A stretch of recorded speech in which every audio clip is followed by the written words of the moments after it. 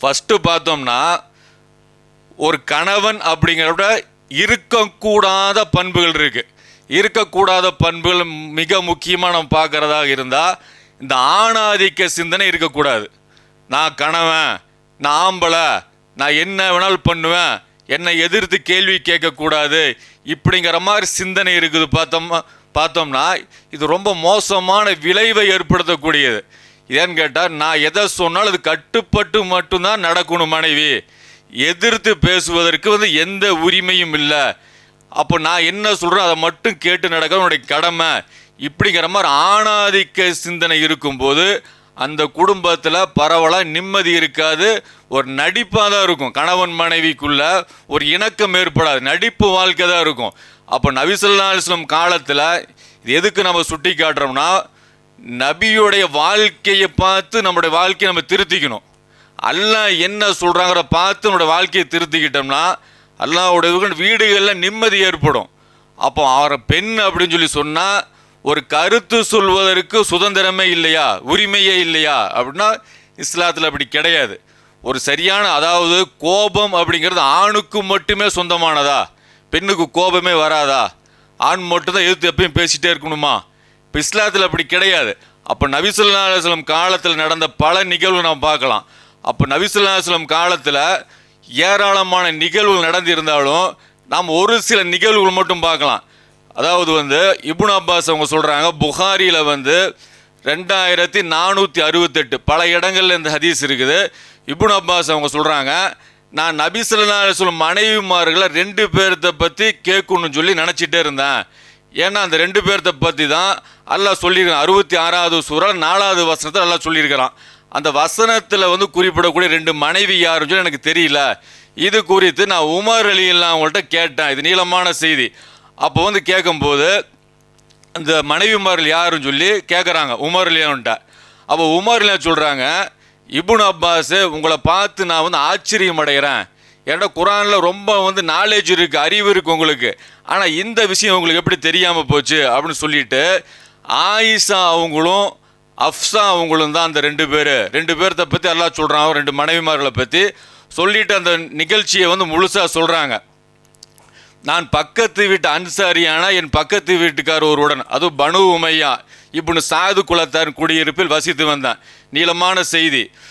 அப்போ ஒரு குடியிருப்பு பகுதியாக நாங்கள் இருவரும் முறை வைத்து நபி ஸல்லல்லாஹு அலைஹி வஸல்லம் கூட தங்குவோம். அதாவது கல்வி படிப்பதற்காக ஒரு நாள் அவர் போவார், ஒரு நாள் உமர்லையும் போவாங்க. இந்த செய்தி சொல்கிறாங்க. அப்படி இருக்கும்போது அன்ற நாளின் போதனைகள் எல்லாம் நான் தெரிவிப்பேன். நான் ரசூல்லாட்ட போனேன்னு சொல்லி சொன்னால் இவர்கிட்ட தெரிவிப்பேன், ரசூல்லா இது கற்றுக் கொடுத்தாங்கன்னு சொல்லி. அதே மாதிரி அவர் எனக்கு கற்றுக் கொடுப்பாரு அப்படின்னு சொல்கிறாங்க. அப்போ அந்த டைமில் குறைஷி குலத்தினராகிய நாங்கள் பெண்களை மிஞ்சி விடுவர்களாக இருந்து வந்தோம். மக்களை எப்படின்னு கேட்டால், அதாவது ஆண்கள் ஆதிக்கம் செலுத்தி வந்தாங்க பெண்களை. அப்போ அந்த நிலையிலிருந்து நாங்கள் மதீனாவுக்கு வந்தோம். பெண்கள் எங்களுக்கு கீழ்ப்படிந்தவர்களாக எங்கள் கட்டுப்பாட்டில் வைத்திருந்தோம். மக்களை பெண்களை எப்படி வச்சுருந்தோம்னா, எங்களுக்கு கீழ்ப்படிஞ்சு கட்டுப்பட்டு நடக்கூடியவங்களாக வச்சுருந்தோம். எதிர்த்து எதையும் பேச மாட்டாங்க. நாங்கள் அன்சாரிகளிடம், அதாவது மதீனாவுக்கு வந்தபோது பெண்கள் ஆண்களை மிஞ்சி விடக்கூடியவர்களாக இருக்க கண்டோம். இந்த சமுதாயம் எப்படி இருக்கான்னு கேட்டால், ஆண்களை பெண்கள் மிகைக்கக்கூடியவர்களாக இருந்தாங்க. அப்போ ஆண்களை கட்டுப்படுத்துபவர்களாக இருந்தாங்க. தம் மனதிற்கு பிடிக்காதவற்றை ஆண்கள் கூறும்போது ஆண்களை எதிர்த்து பேசக்கூடியவர்களாக இருந்தாங்க. அதை கணவன்மார்களை எதிர்த்து பேசக்கூடிய சமுதாயமாக இருந்தாங்க.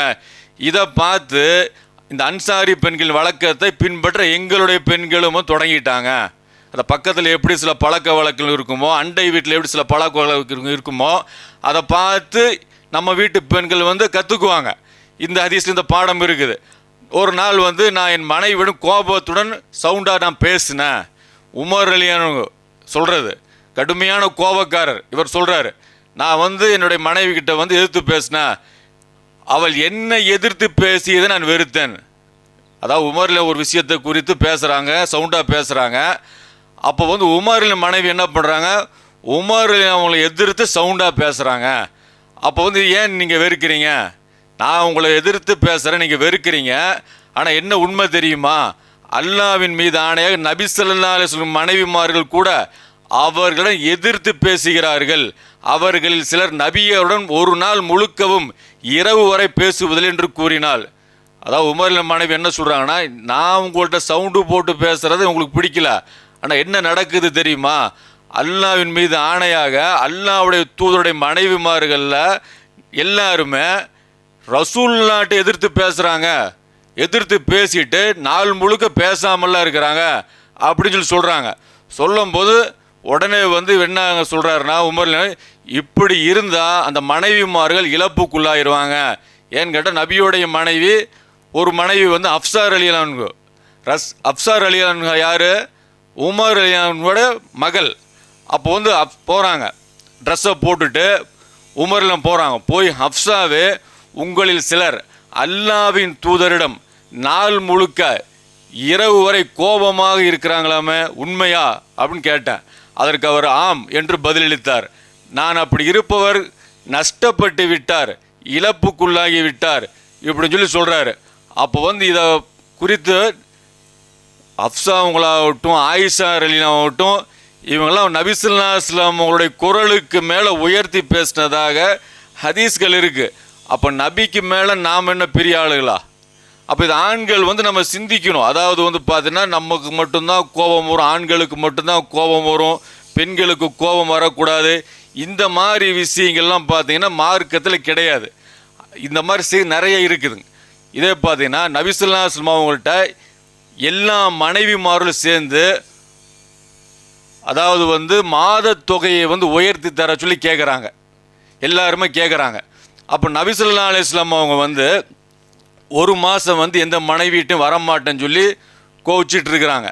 அப்படி இருக்கும்போது இது குறித்து பார்த்தீங்கன்னா புகாரியில் 3294 சஅத் இப்னு அபி வக்காஸ் அவங்க சொல்கிறாங்க, ஒரு தடவை அல்லாஹ்வின் தூதரிடம் அவருடைய மனைவிமார்கள் பேசிக்கிட்டு இருந்தாங்க. அந்த பெண்கள் நபி ஸல்லல்லாஹு அலைஹி வஸல்லம் அவங்கள்ட்ட அதாவது உதவித்தொகை தராங்கல்ல, அதிகப்படி தரும்படி தம் குரல்களை உயர்த்தி கேட்டுக்கிட்டு இருந்தாங்க. மாதம் மாதம் தரக்கூடிய அந்த வருமானத்தை உயர்த்தி கொடுங்க, அல்லது ஆண்டு வருமானமாக இருக்கும், அதை உயர்த்தி கொடுங்க அப்படின்னு சொல்லி குரல்களை உயர்த்தி கேட்டுட்டு இருக்கிறாங்க. அப்போ உமர்ல அந்த டைமில் வராங்க. உமர் அந்த நேரத்தில் வரும்போது உமர்ல நபிட்ட அனுமதி கேட்குறாங்க, அல்லாஹ் அப்படி உள்ளே வர அப்படின்னு சொல்லி. அப்போ உமர்ல உள்ளே வந்தபோது அந்த பெண்கள் அவசர அவசரமாக, நபியோடைய மனைவிமார்கள் அவசரமாக புர்காவை அணிஞ்சிக்கிட்டு எந்திரிக்கிறாங்க. நபி ஸல்லல்லாஹு அலைஹி வஸல்லம் சிரித்தபடியே உமர்ல அவங்களுக்கு அனுமதி கொடுக்குறாங்க, உள்ளே வாங்கன்னு அனுமதி கொடுக்குறாங்க. உமர்ல சொல்கிறாங்க, என்னிடமிருந்து இந்த பெண்களை நான் வியப்படைகிறேன் அப்படிங்கிறாங்க.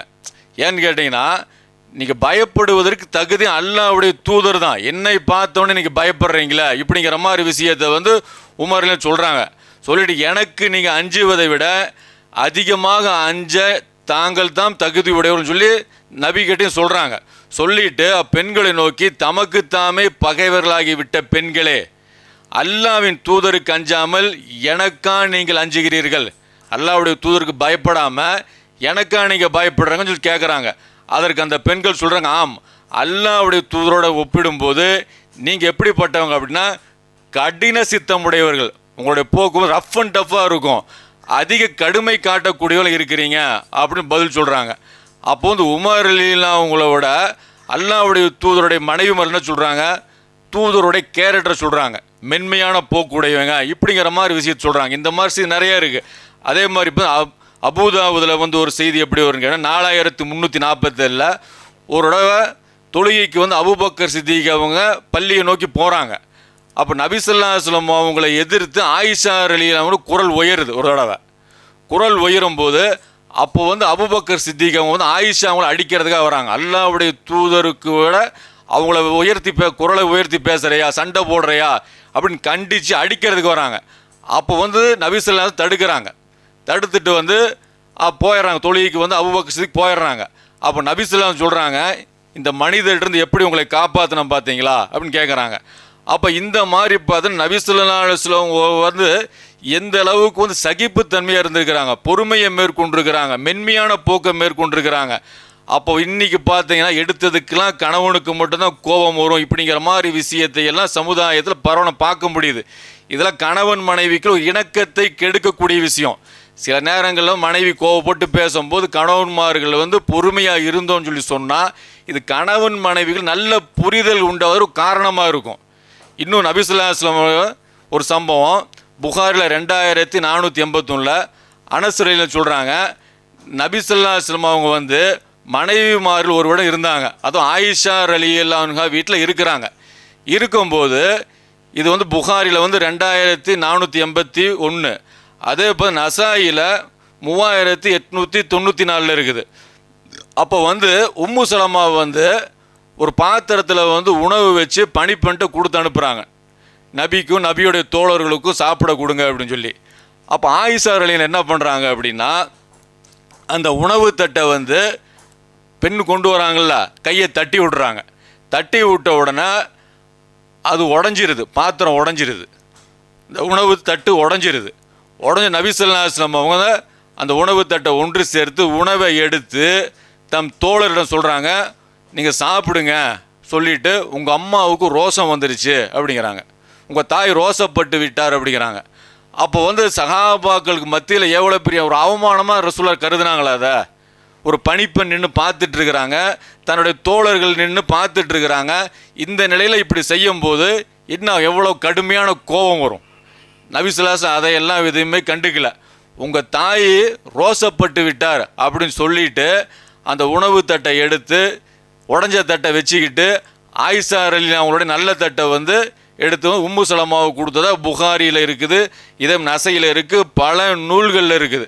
அப்போ இதையெல்லாம் நம்ம எதை காட்டுது அப்படின்னா, மனைவிமார்கள் சில நேரங்களில் நம்மளை கோபப்படுத்தும் விதமாக பேசினாலும் அவங்க பக்கம் நியாயம் இருக்கும் பட்சத்தில் நாம் அதை பொறுமை காத்து சகிச்சுக்கிட்டு இருக்கும்போது அதன் மூலம் கணவன் மனைவிக்கு மத்தியில் நல்ல புரிதல் ஏற்பட்டு இணக்கம் ஏற்பட்டு இந்த தலாக்கும் குலா எல்லாம் வந்து தவிர்ப்பதற்கான வழிமுறைகளில் மிக முக்கியமான வழிமுறை இதெல்லாம்.